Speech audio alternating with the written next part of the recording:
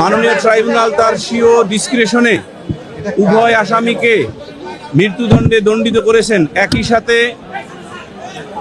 আসামি মোহাম্মদ সোহেল রানাকে 5 লক্ষ টাকা জরিমানা এবং স্বপ্না খাতুনকে 2 লক্ষ টাকা জরিমানা প্রদানের আদেশ দিয়েছেন এবং সংশ্লিষ্ট এলাকার কালেক্টরগণ বা কালেক্টর, ডিস্ট্রিক্ট কালেক্টর এই জরিমানা আদায় করে ভিকটিম রামিসার বৈধ ওয়ারিসদের নিকট প্রদান করবেন সেই আদেশও দিয়েছেন।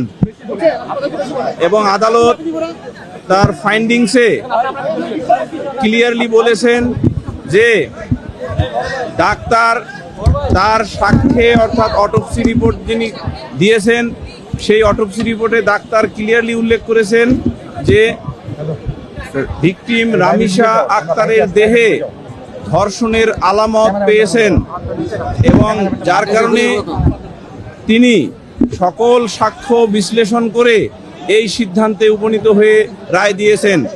এবং আমরা প্রসিকিউশন পক্ষে রায়ে সন্তুষ্ট এবং আমরা এই রায় এর ক্ষেত্রে ধন্যবাদ জানাই সদাশয় সরকারের মাননীয় প্রধানমন্ত্রী, হোম মিনিস্টার এবং ল মিনিস্টার মহোদয়কে।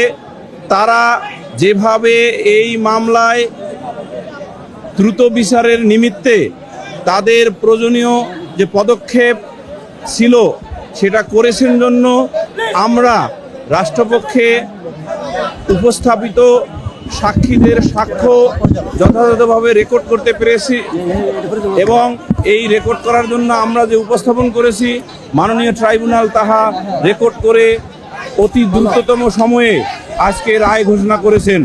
এবং এই রায়ে আবারও আমরা বলি আমরা প্রসিকিউশন পক্ষ সন্তুষ্ট।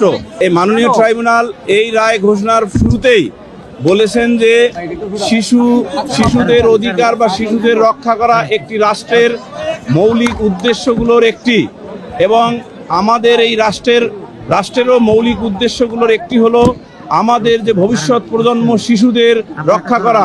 আমাদের সংবিধানের আর্টিকেল 31-এর দিকে তাকাবেন, ওখানে 18টা মৌলিক অধিকারের মধ্যে আর্টিকেল 31 হলো একমাত্র আর্টিকেল বা ফান্ডামেন্টাল রাইট যেটাকে বলা হয়েছে ইনএলিয়েনেবল। এটার মূল কথা হলো ইন অ্যাকর্ডিংস উইথ ল। এই মামলার পরবর্তী কার্যক্রম হাইকোর্ট বিভাগে যাবে, আপিল বিভাগে যাবে এবং পরবর্তী পর্যায়ে রাষ্ট্রপতির নিকট যাবে কিনা সেটার এই যে প্রসেস, এটা হলো ইন অ্যাকর্ডিংস উইথ ল। এই ইন অ্যাকর্ডিংস উইথ ল এর যে ডিউ প্রসেস অফ ল, এটাকে আমরা কিন্তু বাইপাস করতে পারবো না। এবং রাষ্ট্র হিসেবে সভ্যতার নিরিখে আমরা যে রাষ্ট্রে বসবাস করতেছি, যে রাষ্ট্রের আইনগত কাঠামো আছে সেই কাঠামোকে কিন্তু আমরা বাইপাস করতে পারবো না। সুতরাং এই ভবিষ্যতে এটা দেখা যাবে সদাশয় সরকার এবং বিচার বিভাগের যিনি গার্ডিয়ান মাননীয় চিফ জাস্টিস এটা কিভাবে দ্রুততার সহিত করবেন। আরও অন্যান্য মামলার সহিত যেটা আপনি প্রশ্নে বলেছেন সেটা কর্তৃপক্ষ তার নিজস্ব বিবেচনায় এটা করবেন। এই ব্যাপারে আমাদের মন্তব্য করার কোনো ডোমেইন বা এখতিয়ার নাই। এই মামলার রায় মূলত 4 কার্যদিবসে সম্পন্ন হয়েছে এবং এই 4 কার্যদিবসে অনেকে বলতে পারেন 5 কার্যদিবস, কিন্তু আইন অনুযায়ী 4 কার্যদিবসে হয়েছে।